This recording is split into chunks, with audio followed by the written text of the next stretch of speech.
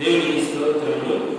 ఉదయకాల సమయంలో ఒకసారి దేవుడు మనకు ఆదివారం ఇచ్చి ప్రభువుని ఆరాధించడానికి మనందరినీ ఆయన సన్నిధికి తీసుకొచ్చి ఉన్నాడు. ఆరాధన కొరకై ఎఫెసీయులకు రాసిన పత్రిక ఆ ప్రభువుని మనం ఆరాధించడానికి ముందుగా ఆయన లేఖన భావం నుంచి కొన్ని మాటలు చూసుకొని ఆ ప్రభువుని మనం ఆరాధింప బదులమై ఉన్నాం. దయచేసి బైబిల్ గ్రంథం నుంచి ఎఫెసీయులకు రాసిన పత్రిక 2వ అధ్యాయం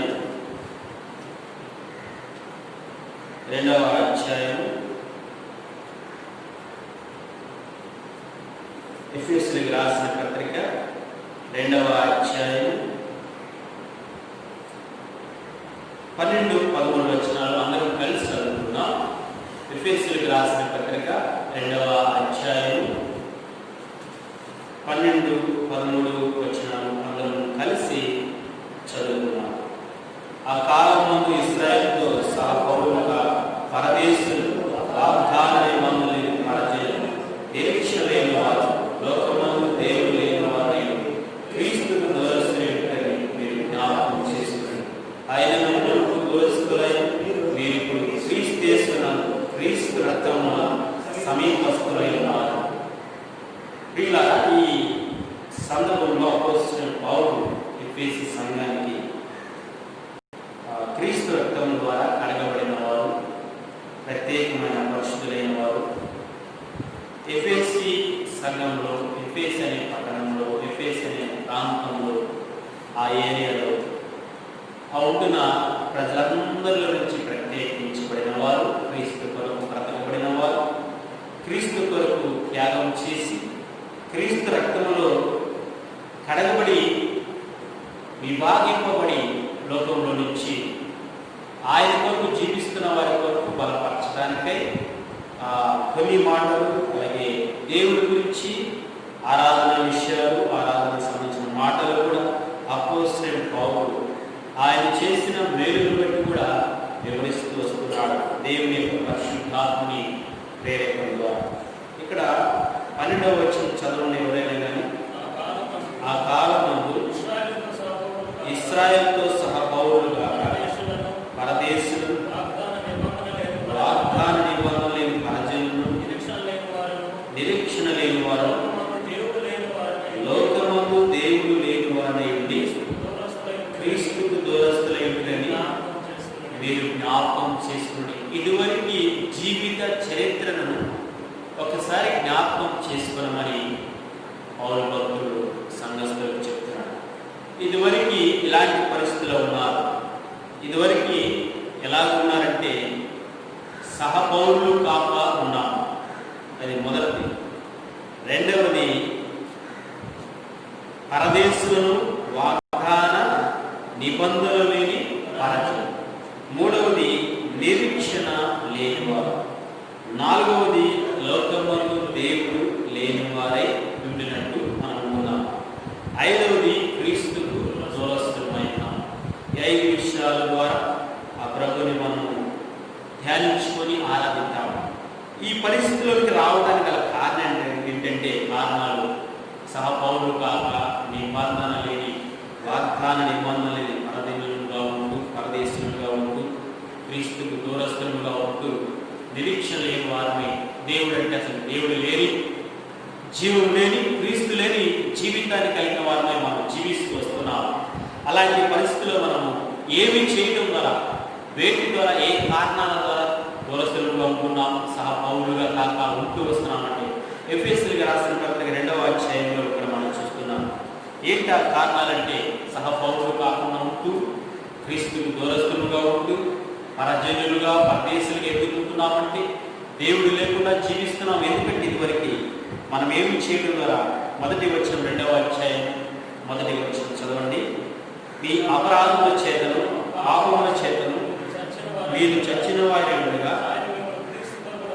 ఆయన మిమ్మల్ని క్రీస్తు కూడా బ్రతికించాను. మొట్టమొదటిగా ఇక్కడ ఏం కలిగి ఉన్నామంటే ఇదివరకు మనమందరము పాపముల చేత, అపరాధముల చేత చచ్చిపోయిన వారు, ఆత్మీయంగా చనిపోయిన జీవితాన్ని కలిగి ఉన్నాం. మనలో జీవం లేదు, మనలో శక్తి లేదు, మనలో కణాలు లేవు, మనలో ఊపిరి లేదు. ఆత్మీయంగా దేవుని దృష్టి దేనిని బట్టి అంటే పాపాన్ని బట్టి. కాబట్టి మొదటిగా ఇక్కడ రాయబడిన ప్రకారంగా పాపము చేయడం ద్వారా ఆత్మీయంగా చచ్చిన వారమై జీవిస్తూ వస్తున్నాం. రెండవదిగా ఏంటంటే కారణాలు. పరదేశులమై ఎందుకున్నాం, దేవుడు లేని వారు ఎందుకుంటూ వస్తున్నామంటే, అలాగే మరి రాయబడిన ప్రకారంగా సహపౌరులు కాకుండా ఎందుకు ఉంటున్నామంటే, దేవుడికి ఎందుకు దూరమైపోయి ఉన్నామంటే, రెండవదిగా 2వ అధ్యాయం 2వ వచనంలో చదువుకున్నాము. మీరు వాటిని చేయొచ్చు, వాయుమండల సంబంధమైన అధిపతిని అనగా అవిధేయులను ఇప్పుడు ప్రేరేపించే శక్తికి అధిపతిని అనుసరించి ఈ ప్రపంచ ధర్మం చొప్పున మునుపు నడుచుకుంటుంది. రెండవదిగా అవిధేయులమై ఉన్నాం, అవిధేయత స్థితిలో నడుస్తూ వస్తున్నాం. అవిధేయులం అంటే సాగిల పడనివారు, అవిధేయులంటే మాట విననివారు, అవిధేయులంటే ఆయన మాట శిరస వహించి జీవించకుండా మనం ఎక్కడెక్కడో తిరుగుతూ వస్తాం. అందువలన ఆయన ఆదరణ చెంత సాగిలపడి ఏ వ్యక్తి అయితే ఆరాధన చేస్తున్నాడో ఆత్మతో సత్యం సాగిలపడి ఏ వ్యక్తి అయితే ఆ ప్రభు వలలో యోగ్యమైన రీతిలో పోరాటం పొందుతాడు అతడు విధేయుడు. కానీ మనం ఇదివరకు అవిధేయులమైన అవిధేయత ద్వారా పరలోక పట్టణానికి సహపౌరులు కాలేదు. అవిధేయత ద్వారా మునుపు మనమందరం కూడా దోరస్తులమైన క్రీస్తు దేవుని అవిధేయత ద్వారా దేవుడు అంటే ఎవరు మనకు తెలియలేదు. కాబట్టి ఇక్కడ కారణాలు ఏంటంటే మనం మునుపు దూరస్తులం అవడానికి కారణాలు రెండవదిగా అవిధేయులమై జీవిస్తూ వస్తున్నాం. మూడవదిగా 2వ వచనం చదువుతాం. 2వ అధ్యాయం 2వ వచనం అనగా అవిధేయులైన వారిని ఇప్పుడు ప్రేరేపించే శక్తికి అధిపతిని అనుసరించి ఈ ప్రపంచ ధర్మం చొప్పున మునుపు నడుచుకుంటివి. ఇక్కడ రాయబడిన ప్రకారంగా మూడవదిగా ఈ ప్రపంచ ధర్మం చొప్పున అనే ఫుట్నోట్ నెంబర్ 5 ఏమన్నా నెంబర్ 5 ఈ యుగము చొప్పున లోకానుసారంగా జీవిస్తూ వస్తున్నాం. మూడవదిగా లోకపు అలవాట్లలో, లోకపు కట్టడలలో, లోకపు ఆచారాలలో, లోకపు పద్ధతులలో లోకస్తులలో ఉంటున్న వారందరూ ఏం చేస్తున్నారో మనం కూడా దేవునికి వ్యతిరేకంగా అలా చేస్తూ వస్తున్నాం. అంటే లోకపు ఇష్టలతో లోకానుసారంగా బ్రతుకుతూ వస్తున్నాం. అంటే ఇక్కడ రాయబడిన ప్రకారంగా ఈ యుగము చొప్పున లోకములో ఏదైతే ఉందో, లోకములో దేవునికి వ్యతిరేకమైనది ఏదైతే ఉందో దానిని చేస్తూ వస్తాం. మూడవదిగా లోకానుసారంగా జీవిస్తూ వచ్చి ఉన్నాం. ఇప్పుడైతే క్రీస్తు రక్తము వలన దేవునితో బ్రతుకుతూ వస్తున్నాం.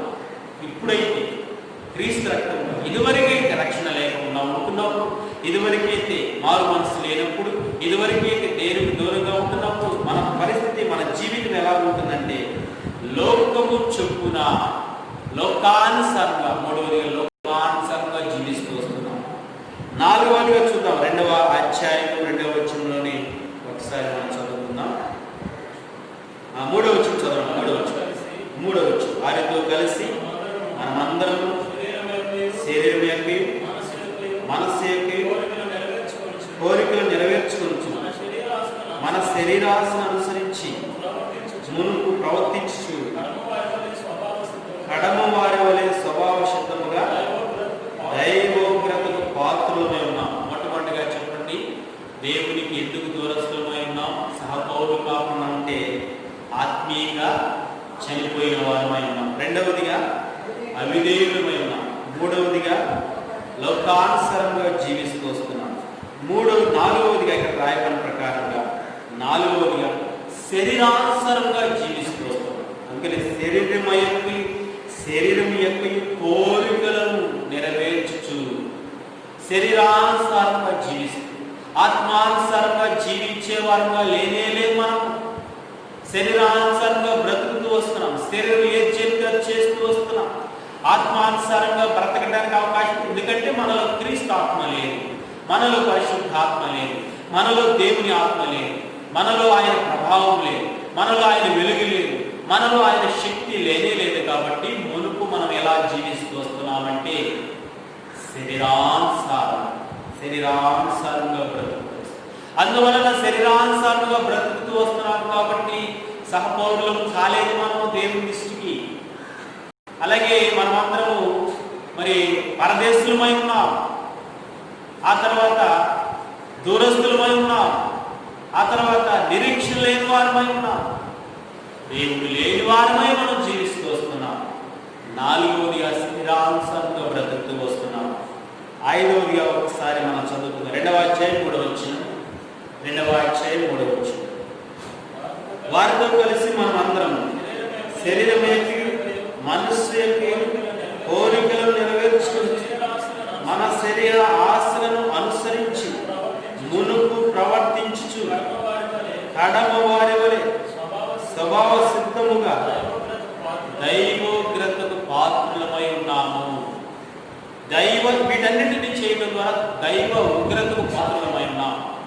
దైవ ఉగ్రతకు పాత్రులమై వారు ఎలాంటి పరిస్థితుల్లో ఉన్నారంటే 5 లక్షణాలు మనం అంతకుముందు చదువుకున్నాం. ఏంటి 5 లక్షణాలు? ఇశ్రాయేలుతో సహా మొట్టమొదటిగా సహపౌరులకు కాలేము మనం. రెండవదిగా పరదేశులను పరజనులమై ఉన్నాం. మూడవదిగా వాగ్దానాన్ని మూడవదిగా అక్కడ రాయబడిన ప్రకారంగా లోకమందు దేవుడు లేని వారమై ఉన్నాం. నాలుగవదిగా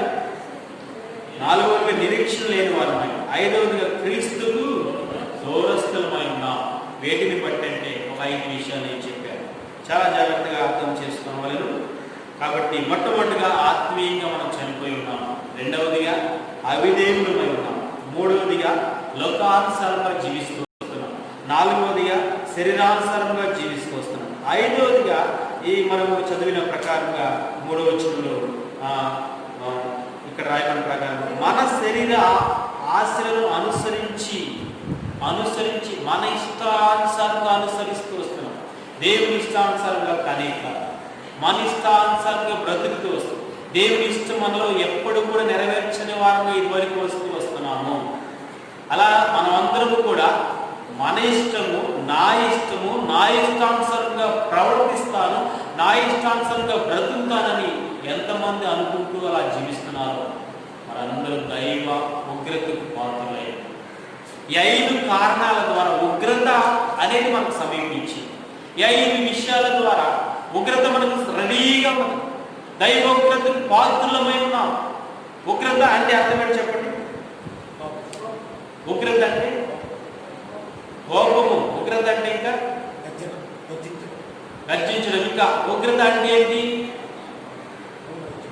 ఆయనలో అసలు శాంతమే కనబడనే కనబడని అర్థము ఉగ్రత. మరొక భాషలో చెప్తే నరకానికి సాదృశ్యం. వీటి ద్వారా మనమందరము కూడా దేవుని ఉగ్రతకు పాలైన వారందరూ నరకానికి వెళ్ళిపోవాలి. ఆ నరకంలో కాలిపోవాలి, అగ్ని ఆరోపించవచ్చు. కానీ తన ప్రియకుమారుడైన మన ప్రియరక్షకుడైన యేసు క్రీస్తు ద్వారా ఇప్పుడు మనం అందరం కూడా తన ఆ ఉగ్రతను క్రీస్తు ఈ లోకానికి వచ్చడం ద్వారా, రక్తము కార్చడం ద్వారా ఉగ్రత పెరుగుతున్న ఉగ్రత చల్లారిపోతూ క్రీస్తు ద్వారా పెరుగుతున్న ఉగ్రత చల్లారిపోతూ వస్తున్నది క్రీస్తు ద్వారా. ఇప్పుడు ఆయన ఎప్పుడైతే ఈ లోకానికి వచ్చి నీ కొరకు నాకు ఒక రక్తం కార్చి ప్రాణం పెట్టి సమాధి చేయబడి తిరిగి లేపబట్టడం ద్వారా పునరుద్ధాన శక్తి ద్వారా ఆయన కార్చిన ఆ శిలువలో కార్చిన రక్తము ద్వారా పరిశుద్ధమైన అమూల్యమైన రక్తము ద్వారా ఇప్పుడు మనం అందరం కూడా ఈ 5 విషయాలు 5 విషయాలు ధ్యానించుకొని ముందుకు సాగుదాం. కాబట్టి ఇక్కడ ఇక 2వ అధ్యాయం ఎఫెసీయులకు రాసిన పత్రిక 2వ అధ్యాయం 13వ వచనం చదవండి. ఆయనను మునుపు దూరస్తులైన మీరు ఇప్పుడు క్రీస్తు యేసునందు క్రీస్తు రక్తము వలన సమీపస్తులై ఉన్నారు. 13వ వచనంలో మనం చూసినట్లయితే ఆయనను మునుపు దూరస్తులైనను ఇప్పుడు మీరు క్రీస్తు యేసునందు క్రీస్తు రక్తము వలన సమీపస్తులై ఉన్నారు. మునుపు దూరస్తులు మీరు, మునుపు సహపౌరులు కాదు, మునుపు నిరీక్షణ లేని వారు మీరు, మునుపు దేవుడు లేని వారై ఉన్నారు. మునుపు ఎలాంటి వారంటే దూరస్తులుగా క్రీస్తు దూరస్తులుగా జీవిస్తూ వచ్చారు. ఇప్పుడంటే క్రీస్తు రక్తంలో కడగబడిన తర్వాత, ఇప్పుడంటే వారి మనసులో నడిపించబడిన తర్వాత ఇప్పుడంటే రక్షణ తీర్మానంలోకి వచ్చిన తర్వాత, ఇప్పుడంటే బాప్తిస్మలో సాక్ష్యం ఇచ్చిన తర్వాత, ఇప్పుడంటే ఆయనను ఆరాధిస్తున్నాం ఆత్మతో సత్యం, ఇప్పుడంటే పరిశుద్ధులమై ఉన్నాము కాబట్టి, ఇప్పుడంటే ఆయన అమూల్యమైన పరిశుద్ధమైన విలువైన శ్రేష్టమైన ఆ రక్తము ద్వారా ఎవరైతే రక్త ప్రోక్షణలకు వస్తారో ఆ రక్తము ద్వారా కడగబడిన ప్రతి ఒక్కరూ కూడా క్రీస్తుకు సమీపస్తులే దగ్గరగా జీవిస్తారు. ఇప్పుడు ఆయన రక్తం ద్వారా ఏమేమి పొందుకున్నామో 5 విషయాలు మనం చదువుకున్నాం కదా. ఆ 5 విషయాలు ధ్యానించుకుంటే త్వరగా మనం ముగించుకొని ఆయనను ఆరాధిద్దాం. కాబట్టి మొట్టమొదటిగా ఇప్పుడు ఆ క్రీస్తు రక్తం వల్ల మొట్టమొదటిగా సహపౌరులుగా ఉన్నాం.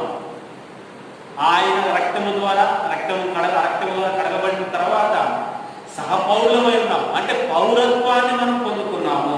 పౌర స్థితిని ప్రభువైన యేసుక్రీస్తు వారి ద్వారా పొందుకున్నాం. 12వ వచనం ఏం రాయబడింది? ఆ కాలమందు ఇశ్రాయేలుతో సహపౌరులు వారితో పాటు చెప్తున్నాడు. అన్ని జనులు కాబట్టి మనం అందరం సహపౌరులు కాక ఆ కాలమందు సహపౌరులు కాకుండా జీవిస్తూ మనం బ్రతుకుతూ వస్తున్నాము. మన పరిస్థితి ఏ విధంగా ఉందంటే మన యొక్క స్థితిగతులను కూడా ఇదివరకు పాపము ద్వారా అవిధేయతలో చనిపోవడం ద్వారా అవిధేయులుగా జీవిస్తూ వస్తున్నాం కాబట్టి, శరీరానుసారంగా బ్రతుకుతూ వస్తున్నాం కాబట్టి, లోకానుసారంగా జీవిస్తూ వస్తున్నాం కాబట్టి, చీకటిలో బ్రతుకుతూ వస్తున్నాం కాబట్టి, సాతానుడు ఏం చెప్తే వాడి అధికారాన్ని వాడి అధిపతిగా ఉంటున్నప్పుడు వాడి అధికారంలో జీవిస్తూ వస్తున్నాం కాబట్టి మనకు పరలోక పట్టణానికి పౌర స్థితి లేదు. సహపౌరులంగా లేనేలేము. ఇశ్రాయేలుతో పాటు వాగ్దాన నిబంధనలు కలిగిన వారితో పాటు మనకు సహపౌరత్వము లేనేలేదు. వారు పరలోకానికి అర్హులు, కానీ మనకు వారు కూడా రక్షణ లేకపోతే, క్రీస్తు కొరకు అంగీకరించకపోతే, అసలు క్రీస్తే రాకపోతే వారు కూడా సహపౌరులు కాదు. కానీ ఇప్పుడు ఈ క్రీస్తు రక్తము ద్వారా సహపౌరులుగా చేయబడినాం. ఎలా చేయబడినాం? ఫిలిప్పీయులకు రాసిన పత్రికలో 3వ అధ్యాయము 20 వచనం చదువుకున్నాం. ఫిలిప్పీయులకు రాసిన పత్రిక 3వ అధ్యాయము 20 వచనం. మన పౌర స్థితి పరలోకమందున్నది, అక్కడ నుండి ప్రభువైన యేసుక్రీస్తును రక్షకుని నిమిత్తము కనిపెట్టుకుని ఉన్న మన పౌర స్థితి ఎక్కడ ఉన్నదంటే, మన పౌర స్థితి ఎక్కడ ఉన్నది? ఎక్కడుంది చెప్పండి? పరలోకమందున్నది. నేను ఫలానా ప్రదేశంలో జీవిస్తున్నాను కాబట్టి నేను ఆ దేశానికి పౌరునై నా పౌర స్థితి అది అని ప్రతి ఒక్కరు కూడా మనుషులు అనేవాళ్ళు చెప్పుకుంటూ ఉంటారు. మనం భారతదేశంలో నివసిస్తున్నాం కాబట్టి మనం ఏమంటాం? నేను భారతీయ పౌరుణ్ణి, నా యొక్క హక్కు, నా పౌర స్థితి ఎక్కడుందంటే భారతదేశంలో నివసిస్తున్నాను కాబట్టి. అదే అమెరికాలో నివసిస్తున్నాను అనుకోండి, అమెరికా పౌర స్థితి, అమెరికా పౌరత్వము ఆ వ్యక్తి అక్కడ నివసిస్తున్నాడు కాబట్టి ఆ దేశ పౌరత్వం అతను పొందుకుంటాడు. నివసించడానికి అవకాశం. పాకిస్తాన్లో ఉన్నాడా, ఆఫ్రికాలో ఉన్నాడా, లేకపోతే న్యూజిలాండ్లో ఉన్నాడా, లేకపోతే జర్మనీలో ఉన్నాడా, ఎక్కడ ఉంటే అక్కడ పౌర స్థితిని పొందుకుంటాడు. అది ఈ లోక పరంగా, అది ఇక్కడ పరంగా ఇక్కడ మనం చూస్తున్నాం. అలాగే ఇక్కడ బ్రతుకుచ్చిన మనము క్రీస్తు రక్తము ద్వారా ఏ వ్యక్తి అయితే కడగబడి ఉన్నాడో, ఏ వ్యక్తి అయితే ఆయన కొరకు జీవిస్తున్నాడో, ఈ లోక సంబంధంగా కాక చూస్తే దేవుని పరలోక సంబంధానికి, పరలోకానికి ఆ వ్యక్తి ఎలాంటి వాడిగా ఉన్నాడు? పౌర స్థితి పరలోకంలో పొందుకున్నాడు. ఇక్కడ క్రీస్తు రక్తము ద్వారా మారు మనసు పొంది ప్రత్యేకించబడి రక్తంలో కడగబడిన వ్యక్తి ఎక్కడ పౌర స్థితి పొందుకున్నాడు చెప్పండి? ఎక్కడ? ఎవరి ద్వారా? దేని ద్వారా? యేసు క్రీస్తు వారి ద్వారా. దేని ద్వారా? ఆయన యొక్క రక్తము ద్వారా.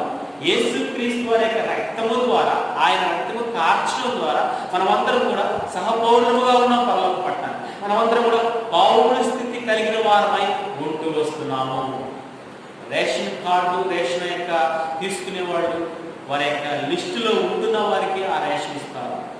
ఆ తర్వాత పెన్షన్ తీసుకునేవాడు వాళ్ళ హస్బెండ్ చనిపోతే ఆయన ఉద్యోగస్తుడే, గవర్నమెంట్ జాబ్ చేస్తున్నాడు కాబట్టి ఈమె అర్హురాలు. లేకపోతే ఆయన రిటైర్ అయిన తర్వాత బ్రతికే ఉన్నాడు, ఉద్యోగం చేసి ఉన్నాడు, ఇతడు పెన్షన్కి అర్హుడని ఎవరు ఆ ఉద్యోగం ఆ యొక్క ప్రభుత్వం వాళ్ళు నిర్ణయించి లిస్టు ప్రకారంగా చూసి పెన్షన్ ఇస్తారు. ఉద్యోగం చేసి ఉన్నాడు కాబట్టి, ఉద్యోగం చేయకపోతే పెన్షన్ వచ్చిందా? పెన్షన్ కాదు. ప్రభుత్వ ఉద్యోగం ఉన్నాడు కాబట్టి, రిటైర్ అయి ఉన్నాడు కాబట్టి పెన్షన్. అలాగే గవర్నమెంట్ జాబ్ చేస్తున్నాడు, అతనికే శాలరీ. వేరే బయట వాళ్ళకి ఇస్తారు చెప్పండి? ఎవరికైనా ప్రభుత్వ ఉద్యోగం కాకుండా బయట వ్యక్తులకి ప్రైవేట్ జాబ్ చేసిన లేకపోతే కూలి పని చేసుకుంటే గవర్నమెంట్ శాలరీ ఇస్తారా? ఇవ్వనేమో ఎవరు. ఎందుకు? గవర్నమెంట్ జాబ్ పొందుతున్నారు, వారు లిస్టులో ఉన్నారు, ప్రభుత్వ లిస్టులో ఉన్నారు. రేషన్ కార్డులు కలిగిన వారందరూ ప్రభుత్వం లిస్టులో ఉంటారు కాబట్టి వారందరూ తీసుకుంటా ఉంటారు. అలాగే ఎవరైతే ఆధార్ కార్డు కలిగి పౌరసత్వాన్ని పొందుకుంటారో, నేను భారతదేశ పౌరునని పిల్లలు ఎప్పుడైనా విడిచిపెట్టి వెళ్ళిపోవాలి.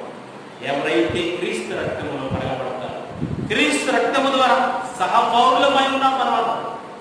ఆయన మనం ఆరాధించినప్పుడు ప్రభువా నాకు పౌరత్వాన్ని ఇచ్చావు, పౌరస్థితిని ఇచ్చావు, సహపౌరుడుగా నాకు అవకాశం ఇచ్చావు. నేను ఇప్పుడు చనిపోతే క్రీస్తు రక్తము ద్వారా, ఆయన ద్వారా, క్రీస్తు ద్వారా నేను పరలోకానికి వెళ్ళడానికి నాకు మంచి మహాభాగ్యం ఇచ్చినందుకు నేను వందలాది మా ప్రభువుని ఆరాధింపబడుతున్నాయి.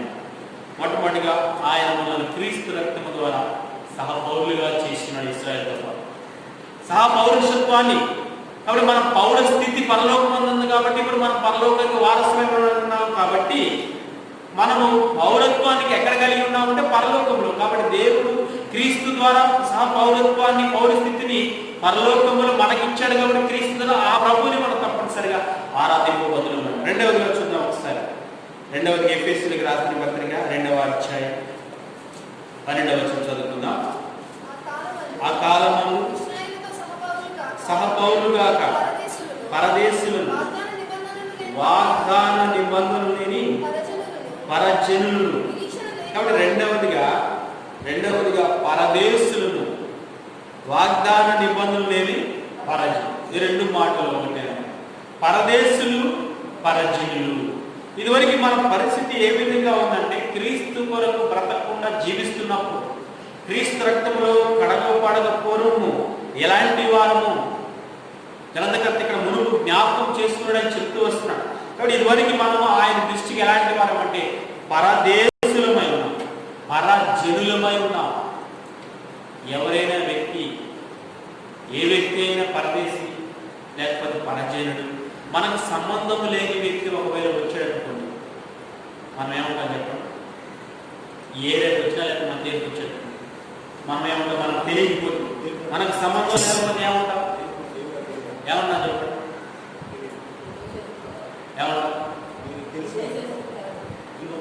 ఈ ఏరియాకి వచ్చినా లేకపోతే వేరే దేశం కూడా ఇక్కడికి వచ్చినా ఏమంటాం? ఒకవేళ పరదేశం వాడుక భాషలోకి వస్తే, మన ఏరియాకి వచ్చి నీకు నాకు తెలియని సంబంధం లేని వ్యక్తి వస్తే ఎవరైనా అడిగి, ఎవరు ఆయన తెలియని ఆయన అంటాం. ఏమంటాం మనం? ఎవరు మనకు తెలియదు ఆయన, ఎవరో కొత్త వ్యక్తి, పరజనుడు, పరదేశం మనం అంటాం కదా, అంటాం లేదు? ఎవరో మనకు సంబంధం లేని వ్యక్తి, మన చుట్టాలు, ఎవరో బయట వ్యక్తి, ఎవరో పరదేశి, ఎవరో తెలియని వ్యక్తి, ముఖము తెలియని వ్యక్తి అని అంటాము. అలాగే మనకి దేవుడికి సంబంధం లేదు.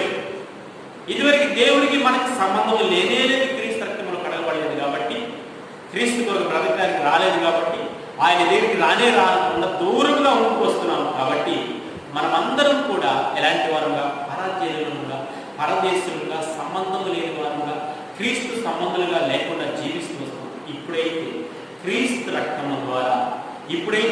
క్రీస్తు రక్తము ద్వారా దేవుని బిడ్డలముగా మనమందరం కూడా చేయబడి ఉన్నాం కాబట్టి ఆయన సంబంధం. అలాగే ఒక మాట అక్కడ రాయబడి, ఒకసారి గలతీయులకు రాసిన పత్రిక 3వ అధ్యాయం 29వ వచనం చదువుకుందాం. గలతీయులకు రాసిన పత్రిక 3వ అధ్యాయం 29వ వచనం. మీరు క్రీస్తు సంబంధులైతే ఆ పక్షమందు అబ్రహాము యొక్క సంతానమైంది వాగ్దాన ప్రకారము వారసులై ఉన్నారు. మీరు క్రీస్తు సంబంధులైతే, ఇదివరకు మనం క్రీస్తు సంబంధాలు కాదు, పరదేశులము, పరజనులమై ఉన్నాం. ఇప్పుడైతే క్రీస్తు రక్తము ద్వారా క్రీస్తు సంబంధులము. ఇప్పుడైతే క్రీస్తు రక్తము ద్వారా క్రీస్తు వారమై ఉన్నాం. అక్కడ ఫుట్ నోట్ నెంబర్ ఏమన్నా చదవండి.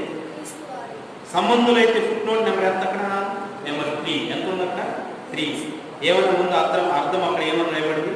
క్రీస్తు వారైతే ఇప్పుడు మనం క్రీస్తు రక్తం వల్ల క్రీస్తు వారం. ఇదివరకైతే ఎవరి వారం చెప్పండి? సాతాను వారం. ఇదివరకు ఎవరి వారం? అపవాది సంబంధం. ఇప్పుడు క్రీస్తు వారమై ఉన్నాం కాబట్టి క్రీస్తు సంబంధం, క్రీస్తు వారమై ఉన్నాం కాబట్టి దేవుని సంబంధం, దేవుని సంబంధాన్ని మనం కలిగి ఉన్నాం. ఎవరు ఆ వ్యక్తి? ఫలానా వ్యక్తి అంటే ఈ వ్యక్తి మా బంధువు, ఫలానా వ్యక్తి మా సంబంధి అని చెప్తా లేదా? మా తమ్ముడు కొడుకు, మా చెల్లి కొడుకు, మా అన్న కొడుకు, ఏం చెప్పుకుంటాం చెప్పండి?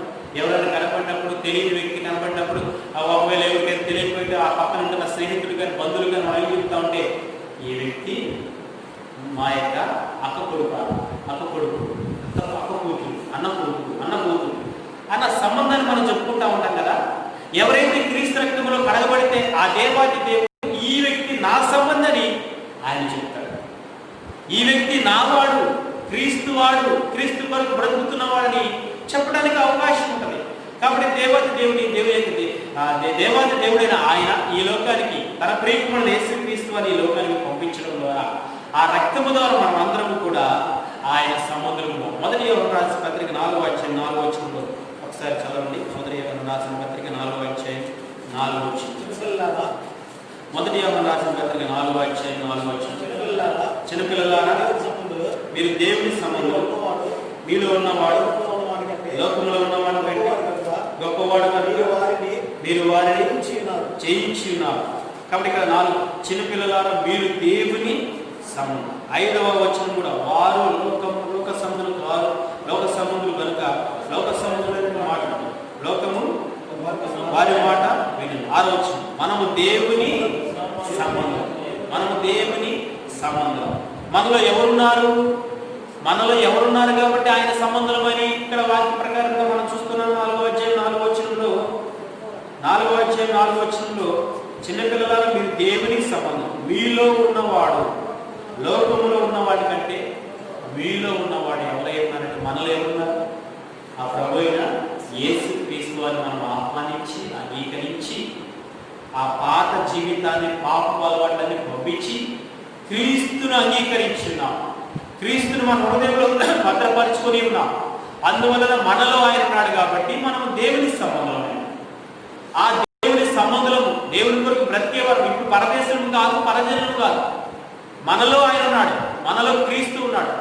ఒకవేళ మనలో క్రీస్తు లేకపోతే సాతానుడు ఉంటే ఇదివరకు మన జీవితం ఎలాగంటే ఆయనకు పరదేశముగా లేదు, పరదేశముగా పరజనులుగా ఉంటూ వస్తున్నాం. ఇప్పుడైతే ఆయన మనలో నివసిస్తున్నాడు. దేవునికి సంబంధంగా ఆయనకు మనకు అవసరం. ఆయన మన సంబంధి కాదు, మనవాడు కాదు, మన వ్యక్తి కాదు. వచ్చి వెళ్ళిపోయేవాడుగా అనుకోవచ్చు నువ్వు నేను. మనమైతే ఈ లోక సంబంధంగా అనుకుంటా ఉంటాం. ఆ వ్యక్తి మన వ్యక్తి కాదు, మనవాడు కాదు అని చెప్పేసి పక్కన పెట్టేసి ఒకవేళ తీసి పారవేయచ్చు. సేవకుడు కూడా వచ్చి పోయేవాడు, వెళ్ళిపోయాడు, మన సంబంధి కాదు, ఉండిపోయేవాడు కాదులే, స్థిరమైన వాడు కాదు. కాబట్టి ఆడితో మనకి ఏదో అనుకునేవాడు ఎంతమంది లేదు, ఎంతమంది విశ్వాసం లేదు. అలాంటి వాడు కూడా ఎన్నో సంఘాలు కనబడతాం, మేము చేసుకోవచ్చాను. కానీ దేవుడు అలాంటి వాడు కాదు. దేవుడు గొప్ప దేవుడు కాబట్టి మన సంబంధులుగా ఉండాలని ఆయన రక్తం కార్చడానికి యేసుక్రీస్తు వారి లోకానికి వచ్చి ఉన్నాడు. అంత ప్రేమ ఆయనలో కనబడుతుంది. నీలో నాలో కనబడకపోయినా ఆయనలో కనబడుతుంది. ఆ ప్రేమ ఎంత యథార్థమైనది, ఎంత విలువైనది, ఎంత శ్రేష్టమైనది. అంత ప్రేమను మన మీద ఆయన కుమారుడు యేసుక్రీస్తు వారి ద్వారా మనము ఆయనతో సంబంధాన్ని కలిగి. కాబట్టి రెండవదిగా దేవునితో సంబంధులుగా చేసినట్టుగా చేసినాడు. అక్కడ ఏమన్నా ఎఫెసీయులకు రాసిన పత్రికలో 3వ అధ్యాయం 2వ అధ్యాయం 12వ వచనంలో ఆ కాలమందు ఇశ్రాయేలుతో సమపరులు గాక పరదేశులను వాగ్దాన నిబంధనలు లేని పరజనులు. మనమందరం ఇదివరకు మన పరిస్థితి పరదేశులను, పరజనులు దేవుని దృష్టి. ఇప్పుడైతే క్రీస్తు రక్తం వల్ల క్రీస్తు సంబంధమైన ఆయన ఆరాధించడం ద్వారా నీ రక్తం వల్ల ఇప్పుడు నన్ను నీవు నీ రక్త సంబంధిగా, ఆత్మ సంబంధమైన రక్త సంబంధంగా చేసుకున్నావు. ఆత్మ సంబంధమైన రక్త సంబంధిగా నన్ను చేసుకున్నాను. నీకు ఆత్మ సంబంధమైన రక్త సంబంధికులంటే ఎంతో ఇష్టమో నాకైతే. శరీర సంబంధమైన రక్త సంబంధం నేను పట్టించుకుని అసలు పట్టించుకోను. మనవాళ్ళు ఫోన్ చేయండి, అప్పుడు ఫోన్ చేయండి, ఎవరు పట్టించుకో. వాళ్ళు ఏదో ఫోన్ చేస్తే మాట్లాడతారు. కానీ ఆత్మ సంబంధమైన రక్త సంబంధులు, మీరు దేవుని బిడ్డలు కాబట్టి నేను కూడా దేవుని బిడ్డలు కాబట్టి, నన్ను ప్రేమించేవాళ్ళు కాబట్టి నేను కూడా ప్రేమించాను, మీరు నా కొరకు ప్రార్థన చేస్తాను, నేను మీ కొరకు ప్రార్థన చేస్తూ ఉంటాను. కాబట్టి ఆత్మ సంబంధమైన రక్త సంబంధం ఉండాలని ఆయన ఆశ కలిగి కలిగినాడు కాబట్టి అలా ఎవరైతే ఆయన రక్తము ద్వారా కడగబడిన వారందరూ కూడా ఆత్మ సంబంధమైన రక్త సంబంధులు, ఆయన రక్తంలో కడగబడిన వారు కాబట్టి మనం అందరం కూడా నిజంగానే ఆయన రక్త సంబంధికులు. దేని బట్టి? ఎవరి రక్తం బట్టి? క్రీస్తు యొక్క రక్త సంబంధాన్ని బట్టి. శరీర సంబంధం, రక్త సంబంధం ఇక్కడి వరకే కదా. అన్న తమ్ముడు అక్కడ ఎప్పటి వరకు చెప్పడం, తల్లి తండ్రి ఎప్పటి వరకు, మేనత్త మేనమ్మ ఎప్పటి వరకు ఉన్నంత వరకే ఇక్కడ. తర్వాత బంధుత్వాలు లేవు, అక్కడ బంధుత్వాలు అసలు ఉండనే ఉండవు. అక్కడ భార్య లేదు, భర్తలు అంతా ఒకటే. అని అక్కడ రక్త సంబంధికులా ఉండాలని క్రీస్తు మన కొరకు రక్తం కార్చాలని వచ్చి ఆ రక్తాన్ని మార్చడం ద్వారా క్రీస్తు సంబంధులను, దేవుని సంబంధమైన ఆయన ఆరాధించిన ప్రభావం నీ రక్త సంబంధిగా నన్ను చేశాడు ఆత్మీయ. అయ్యా నీ సంబంధులుగా, నీ బిడ్డగా వాడికి పక్కన చూస్తే మా బంధువు, ఆయన చుట్టము. ఏమని చెప్పాలి మనం? చెప్పండి, ఏమని చెప్పాలి? ఎవరైనా అడిగితే మా యొక్క క్రీస్తు చుట్టం అన్నారు. ఏమన్నారు మనం? ఎవరైనా తోటి సహోదరులు అయినప్పుడు ఏమన్నారు? మా చుట్టం, మా బంధువులు మేము ఎంత ఆప్యాయంగా ప్రేమతో చెప్తావో అసలు తోటి సహోదరులు కాబట్టి ఏమనాలి? మా చుట్టం అన్నారు. అంటావా? అంటావా? అని అన్నాను. మా చుట్టం క్రీస్తుకు చుట్టమై ఉన్నాడు. నేను క్రీస్తుకు చుట్టాన్ని, ఆయన కూడా క్రీస్తుకు చుట్టము. కాబట్టి ఇప్పుడు దేవుడి క్రీస్తుకు చుట్టాలమై ఉన్నాము కాబట్టి ఆరాధించాలి. ఇదివరకు ఆయన చుట్టం కాదు, శత్రువుల వరకు. ఆత్మీయంగా మనం చూసి దేవుని పెట్టాలి. ఎంత అవకాశాన్ని దేవుడు మనకు ఇచ్చాడు. పరదేశులమై ఉన్నాం ఇదివరకు, కానీ ఇప్పుడు ఆయన సంబంధం రక్త సంబంధంగా ఉన్నాం. రెండవదిగా రక్త సంబంధంగా చేశాడు ఒకటి ఆరాధించాడు. మూడవదిగా చూద్దాం ఒకసారి ఎఫెసీయులకు రాసిన పత్రిక 2వ అధ్యాయం. మూడవదిగా నిరీక్షణ లేనివాడు. ఇదివరకు మన పరిస్థితి ఏ విధంగా ఉంది? నిరీక్షణ లేని బ్రతుకు జీవిస్తూ వస్తున్నాం. నిరీక్షణ లేదు. ఒక నిరీక్షణ అనేది మనకు కనపడదు. ఒక విశ్వాసం లేదు. ఒక పరలోక పట్టణాన్ని పొందుకుంటామని ఒక నిరీక్షణ లేని వారుగా జీవిస్తూ వస్తున్నాం మనమందరం. కాబట్టి ఆ నిరీక్షణ కలగాలంటే ఆ నిరీక్షణ ద్వారా యేసుక్రీస్తు వారు రావాలి. ఆయన వస్తేనే మనం ప్రజ్వలింప చేయబడాలి, మనం వికసించబడాలి. మనమందరం కూడా ప్రభు కొరకు బ్రతికిన బిడ్డలుగా పరిశుద్ధమై కనపడాలి. నిరీక్షణ కలగాలంటే, విశ్వాసం కలగాలంటే ఆయన మన కొరకు రక్తం కార్చి ప్రాణం పెట్టి సమాజం తిరిగి లేపబడటం ద్వారా ఆ నిరీక్షణ మనకు కలుగుతున్నది. ఏంటి ఆ నిరీక్షణ అంటే? ఆ నిరీక్షణ ఆయన ద్వారా ఎలా వచ్చిందంటే, ఏం వచ్చిందంటే 1 పేతురు రాసిన పత్రిక 1వ అధ్యాయం 4వ వచనం. 1 పేతురు రాసిన పత్రిక 1వ అధ్యాయం 4వ వచనం. మన ప్రభువు యేసు క్రీస్తు తండ్రి అయిన దేవుడు స్తుతింపబడును గాక.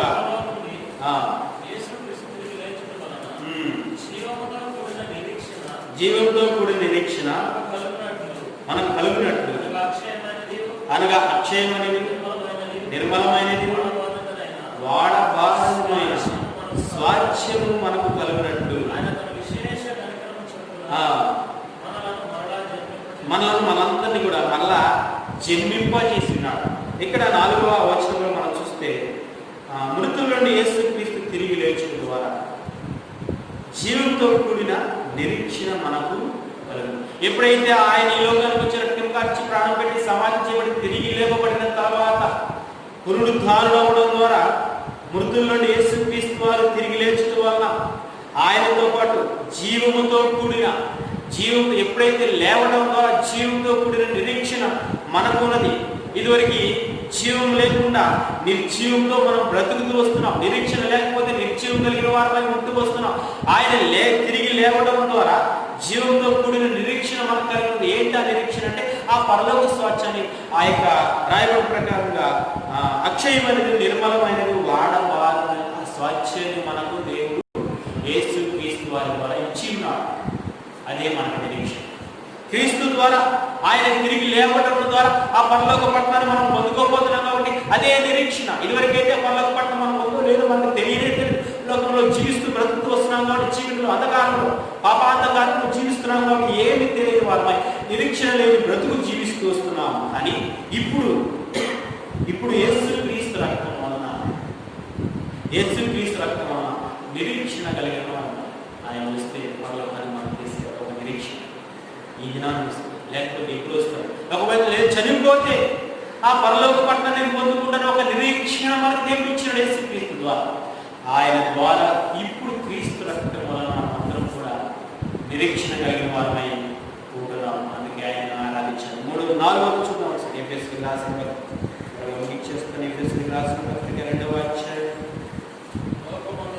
ఎఫెసీయులకు రాసిన పత్రిక 2వ అధ్యాయం 12వ వచనం. లోకమందు దేవుడు లేని వారనై ఉన్నాం. ఇదివరకు మన పరిస్థితి ఏ విధంగా ఉందండి? లోకములో జీవిస్తూ లోకానుసారంగా బ్రతుకుతూ వస్తున్నాము. కాబట్టి అసలు దేవుడు లేనివాడు. క్రీస్తు మన హృదయంలో లేనే లేదు. మన హృదయంలో ఎవరున్నారంటే సాతానుడు. మన హృదయంలో ఎవరున్నారంటే చీకుడు. మన హృదయంలో ఎవరున్నారంటే మత్సరము, గాగు, అవిధేయత, మదవత్సరాలు ఇవన్నీ కూడా లోపల హృదయంలో దాగి ఉన్నవి. అందువలన దేవుడు లేనే, వాక్యానికి చోటే లేదు, వెలుగు చోటే లేదు, పరిశుద్ధాత్మకి చోటే లేదు, పరలోకానికి చోటే లేనే లేదు మన యొక్క హృదయంలో. అందుకని హృదయంలో అపవాదికి చోటిచ్చి ఉన్నాం. కాబట్టి దేవుడు లేని జీవితాన్ని ఇదివరకు కలిగిన, ఇప్పుడు క్రీస్తు రక్తము ద్వారా దేవుడిని కలిగిన వారు. కీర్తన 33వ కీర్తన 12వ వచనంలో మాట చదువు. కీర్తన 33వ కీర్తన 12వ వచనం చదువు. కీర్తన 33వ కీర్తన 12వ వచనం చదువు. యెహోవా తమకు దేవుడు గల జనులు ధన్యులు. కాబట్టి యెహోవా తమకు దేవుడు గల, ఎవరైతే ఏ వ్యక్తికైతే ఏ ప్రజలకైతే దేవుడై ఉన్నాడు, ఏ వ్యక్తికైతే ఏ మనుషుడికైతే ఆయన తండ్రి అయి ఉన్నాడు, ఏ వ్యక్తికైతే ఏ మనుషుడికైతే ఏ స్త్రీకైతే ఏ సిస్టర్కైతే ఏ బ్రదర్కైతే ఆయన తండ్రిగా ఉంటూ, ఆయన ప్రభువుగా ఉంటూ, ఆయన పరిపాలకుడుగా ఉంటూ ఉన్నాడో ఆ వ్యక్తి, ఆ మనుషులందరూ ధన్యులు. దేవుడు కాగల జనులందరూ ధన్యులు. ఇప్పుడు ధన్యులు అనే వాళ్ళు ఎక్కడికి వెళ్తారు చెప్పండి? ధన్యులు అనే వాళ్ళకి ఏంటి అర్హతలు? ఆరాధించడానికి అవకాశం. ఇంకేంటి? ధన్యులు అంటే ప్రభు బలులు చేయడానికి అవకాశం. దేవుడు కాగల జనులందరూ ఆరాధించడానికి అవకాశం ఉంటుంది. దేవుడు కాగల జనులందరూ కూడా ప్రభు బలులు చేయడానికి అవకాశం ఉంటుంది. దేవుడు జనులుగా గల జనులందరూ కూడా ఆయన సన్నిధికి రావడానికి అవకాశం ఉంటుంది. పరిశుద్ధపరచబడిన వారే దేవుడు జనులుగా గల జనులందరూ పరిశుద్ధులు, నిర్దోషులు, యథార్థవంతులు, నమ్మకమైన వారే జీవిస్తూ ఉంటున్నారు. కాబట్టి వారు ధన్యులు, పరలోకానికి వెళ్ళడానికి అవకాశం. ధన్యులు అంటే అర్థం ఏంటి? దీవించబడిన వారు, భాగ్యవంతులు. ధన్యులు అంటే ధన్యుడు అంటారు. నరక అగ్నిగుండం నుండి తప్పించబడి పరలోకానికి ఎవరైతే వారసులో వారు ధన్యులు. అదే ఎంత మంచి అవకాశం నియమిస్తున్నాం. ఆయన పేరుమాడు యేసుక్రీస్తు వారి ద్వారా. యేసుక్రీస్తు ఆయన ఇప్పుడు మునుపు దురస్తులను ఇప్పుడు క్రీస్తు రక్తము ద్వారా మనం ధనులమై ఉన్నాం. 4వదిగా దేవుడు జనులుగా గల జనులమై ఉన్నాం. అక్కడ ఏమో రాయడం చదువుదాం. యెహోవా తమకు దేవుడు గల జనులు. ఇప్పుడు దేవుణ్ణి కలిగిన వారమే ఉన్నాం. 4వదిగా దేవుణ్ణి కలిగిన వారు. ఆయన ఆరాధించారు. ప్రభువా, ఒకప్పుడు నీవు లేకుండా జీవించి వచ్చాను. ఒకప్పుడు దేవుడు లేని పరిస్థితిలో ఉంటూ వచ్చాను. ఒకప్పుడు నేను శూన్యమైనా, ఒకప్పుడు నాలో జీవం లేదనయ్యా, నేను నిర్జీవం కలిగిన వాడిని వస్తూ వచ్చినానయ్యా. అలా బ్రతుకుతూ వచ్చాను, అలా జీవించాను. ఇప్పుడైతే నిన్ను కలిగి ఉన్నాను, ఇప్పుడైతే నీ జీవాన్ని కలిగి ఉన్నాను, ఇప్పుడైతే దేవుణ్ణి కలిగి ఉన్నాను, ఇప్పుడైతే ఆ ప్రభువుని అనుసరిస్తూ వస్తాను. ఆ ప్రభువుని బట్టి, ఆ క్రీస్తుని బట్టి ఇప్పుడు నేను ధన్యుడై ఉన్నాను. ఇంత అవకాశం. ఇదివరకు దేవుడు లేనివాడు, ఇప్పుడు దేవుడిని కలిగిన వాడు.